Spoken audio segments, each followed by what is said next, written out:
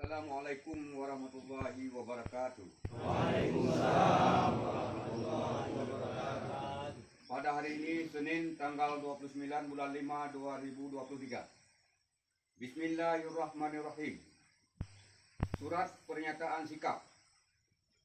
Kami atas nama elemen masyarakat Aceh yang bergabung dalam wadah TRA wilayah Jempa Pasir menyatakan sikap sebagai berikut. 1. Mendukung sepenuhnya perjuangan masyarakat Butong Atuh untuk mempertahankan haknya.